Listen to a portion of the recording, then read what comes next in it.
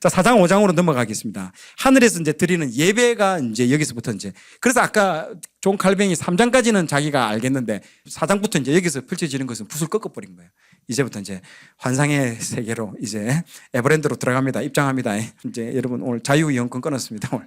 자, 7교회 말씀하고 나서 절망과 공포 가운데 있는 사도 요한과 초대교회에 있는 사람들에게 하신 첫 말씀을 이제 눈을 들어서 뭐라고 되어 있냐 하면요. 눈을 들어서 나를 보라고 딱 되어 있습니다. 여러분.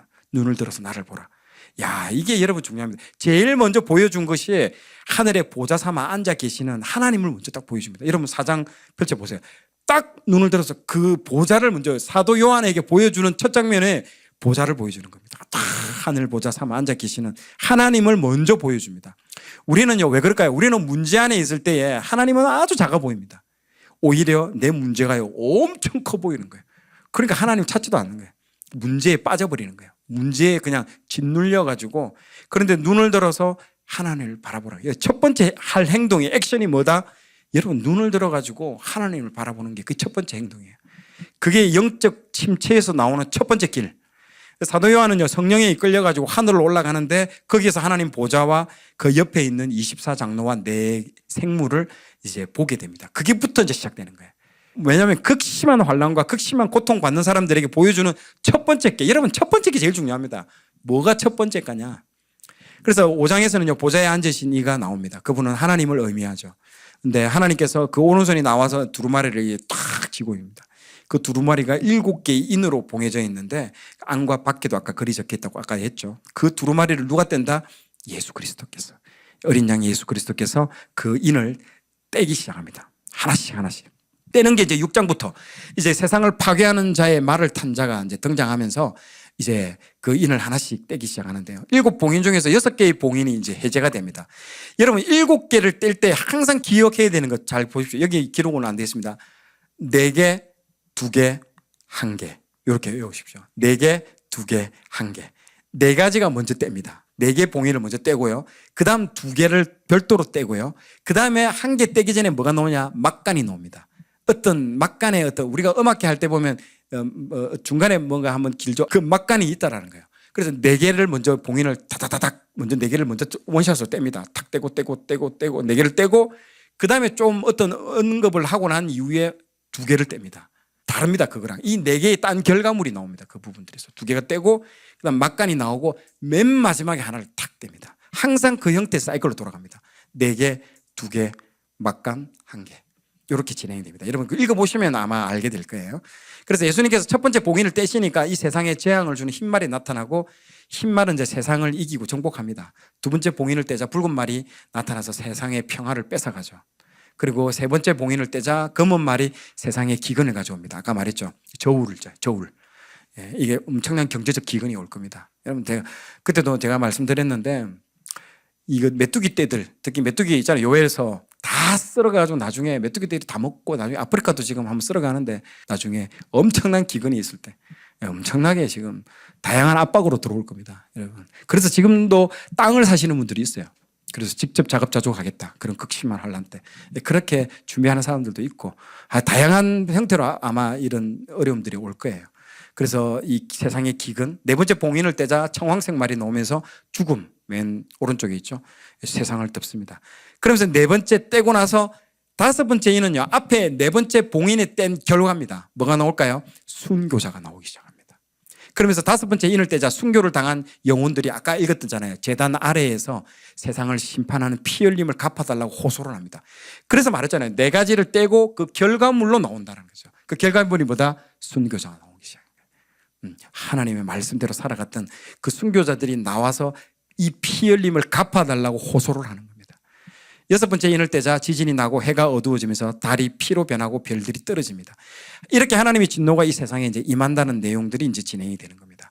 자, 7장 넘어갈게요. 7장은요, 계시록 7장에는 4명의 천사가 이제 땅의 모퉁이에서 아까 바람이 불지 못하라고 아까 말했잖아요.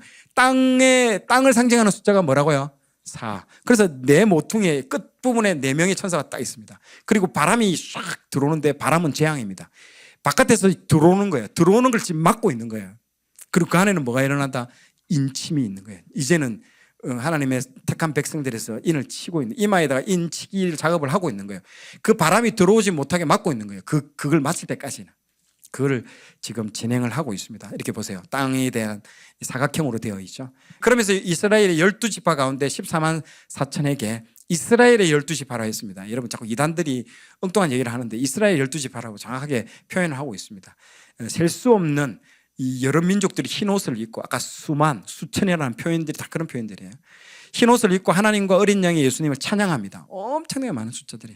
이 여러 민족들은 큰 환란에서 나와 어린 양의 보혈로 흰 옷을 입은 자들이죠. 아까 어린 양의 보혈로 빨았던 사람. 그래서 흰 옷으로 바뀌었다는 거죠. 그렇게 해서 7장 15절에 이렇게 나옵니다. 이는 큰 환란에서 나오는 자들인데 어린 양의 피에 그 옷을 씻어 희게 하였느니라. 이렇게 환란을 이기고 나온 자들은요, 예수님께서 생명수 샘으로 인도하시고 그 눈에 눈물을 씻어 주신다는 거죠. 17절에 이렇게 말씀하고 있습니다. 이는 보좌 가운데서 계신 어린 양이 그들의 목자가 돼서 생명수 샘으로 인도하시고 하나님께서 그들의 눈에서 모든 눈물을 씻어 주실 것입니다. 제가 이거 진짜 직장 다니면서 교회에서 이 말씀 읽다가 한없이 눈물을 흘렸습니다. 닦아주신다는 거예요. 그 눈물을 씻어주신다는 거죠. 근데 지금은요, 왜 힘든 줄 아십니까? 눈물이 없네. 닦아줄 눈물이 없네. 너무 편해서 그렇나. 그래, 하나님은요, 고난을 주시는 이유가 있다는 거죠. 이 눈물을 흘린 자에게 눈물을 닦아주는 거예요. 근데 눈물 흘릴 이가 있습니까? 플랜 A, 플랜 B, 자기대로, 자기 생각한 대로 다 살아가는데요. 플랜 A가 안 되면 플랜 B로 살고, 예수님이 끼어들 틈이 없습니다. 요즘은 다 자기 생각대로 살아가고 있기 때문에. 그래서 그 말씀대로 살아가는 사람은요, 자기 뜻대로 안 삽니다. 정말 그걸 여러분 아셔야 됩니다. 그러면 눈물을 흘릴 수밖에 없습니다. 그러니까 하나님이 저에게도 계속해서 고난을 허락해 주시니 감사한 거죠. 고난이 없으면요, 사람은요 바로 안주해 버립니다. 바로 성을 쌓고 에녹처럼, 가인처럼 에녹성을 쌓고 그냥 거기서 그 성 안에서 안주해 버립니다. 그럼 끝인 거예요. 요한계시록의 주제는요, 소망의 메시지가 이렇게 또 나타나죠. 환난과 고난이 와도 최후의 승리를 해라. 최후의 승리를 생각하면서 이겨내라. 이러한 소망의 말씀을 우리에게 주십니다. 눈물을 닦아주는 분이 반드시 온다. 그걸 바라보라는 거죠. 자, 8장입니다. 자, 8장에 넘어가면요, 이제 7번째 인이 떼어집니다. 아까 말했죠. 4가지 떼고 2가지 떼고 마지막 1가지 막간이 아까 전에 진행이 된 겁니다. 읽어보면 나올 거예요. 그리고 마지막 7번째 인이 떼어집니다. 그러자 천사가 7 나팔을 받습니다. 이때 천사가 성도들의 기도를요, 향기로운 제사로 하나님께 보내는 장면이 나타납니다. 금향로에 담아서 이제 그 기도가 향연이 돼서 올라가잖아요. 하나님이 그 받으신다는 거죠. 그게 뭐다? 기도나 이 땅의 성도들의 그 기도입니다. 그래서 첫째 나팔이 울리자 땅의 3분의 1이 불이 타고, 둘째 나팔이 울리자 바다의 3분의 1이 피가 되고요. 셋째 나팔이 울리자 별들이 떨어져 가지고 물의 3분의 1이 쓴물이 되어버립니다. 그리고 넷째 나팔이 울리자 해와 달이 타격을 입어가지고요, 낮과 밤의 3분의 1이 어두워지기 시작합니다. 이게 여러분, 이게 지금 보세요. 불이 타고 피가 쏟아지고 쓴물이 되고 해와 달이 타격을 입고 어두워 흑암 가운데 들어간다. 어디서 많이 들어본 거 아니겠습니까? 출애굽기. 역시 구약을 알아야 됩니다. 구약에 보면 출애굽기에 나오는 재앙들입니다. 이제 모든 것들이 연계가 되어 있습니다.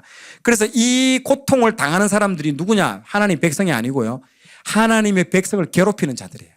출애굽기도 그러잖아요. 맞죠? 출애굽기가 똑같습니다. 그래서 그 괴롭힘을 자들, 그러니까 하나님의 백성을 괴롭히는 자들에게 내리는 징계입니다. 징계. 그러므로 이 7 나팔은요, 하나님 백성에게 내리는 게 아닙니다. 여러분, 그걸 아셔야 됩니다. 이 백성을 괴롭히는 자에게 내리는 징계. 그래서 이것을 통해서 재앙에 주목하지 말고 뭐에 주목해야 된다? 이걸 통해서 나타나는 하나님의 영광에 주목을 해야 됩니다.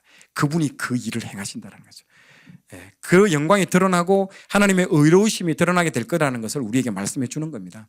그래서 출애굽기에 그때 느꼈던 이스라엘 백성들의 느낌이요, 나중에 똑같이 우리가 느끼는 그런 느낌일 거예요. 그걸 여러분들 가지고 있어야 됩니다. 그래, 나중에 뒤에 보면요, 그 붉은 유리바다를 지나가잖아요. 그것도 똑같은 거예요. 홍해를 지나가는 거 똑같은 걸 느끼는 거예요. 구약의 모든 게 여러분 메타포입니다. 메타포. 상징적으로 보여주는 게 똑같이 일어나는 겁니다. 자, 9장에서 이제 본격적으로 나팔의 재앙은요, 계시록 9장에서 이제 이어집니다. 5째 나팔이 울리자 무저갱의 열쇠를 받은 천사가 무저갱의 문을 이제 열게 됩니다. 그러면서 무저갱에서 정갈처럼 쏘는 징그럽게 생긴 메뚜기 떼들이 이제 올라와 가지고 하나님이 아까 인을 쳤잖아요. 인을 받지 않은 사람들을 이제 집중적으로 괴롭힙니다. 그러면서 6번째 나팔이 울리자 결박된 천사가 풀려서 동시에 사람의 3분의 1을 이제 죽게 됩니다. 그래도 사람들이 회개하지 않습니다. 이게 중요합니다, 여러분. 이름에도 불구하고 사람들이 회개하지 않습니다. 계속 우상 숭배하고 있습니다. 그래서 계시록 9장에서는요, 우리가 읽어내야 하는 것은요, 9장 4절을 통해서 온 세상의 재앙 속에서도 하나님은 우리를요 보호하신다는 거죠. 오직 이마에 하나님의 인침을 받지 않은 사람들만 헤아려라 하시더라. 보호한다는 거죠. 숨기든지 보호하시든지 걱정 안 하셔도 됩니다. 여러분 너무 덜덜덜 떱니다. 어디로 도망가야 되나? 그래, 안 해도 된다는 겁니다. 지금 또 믿지 않는 사람들은 끝까지 회개하지 않고 하나님을 믿지 않는 완악함을 볼 수 있습니다. 바로가 그랬죠. 10가지 재앙이 있는데도 믿지 않았다는 거. 완악하다는, 기적이나 이적으로 사람을 믿게 할 수 없다는 것들을 또 보여주고 있습니다. 여러분 이런 기적이 놀라운 게 나타나는데도 안 믿습니다. 이게 출애굽기의 그 재앙하고 똑같습니다. 자, 오늘 내용이 좋았다면 좋아요, 구독 부탁드리겠습니다. 좋아요, 구독, 알림 설정은 콘텐츠 제작에 큰 힘이 됩니다.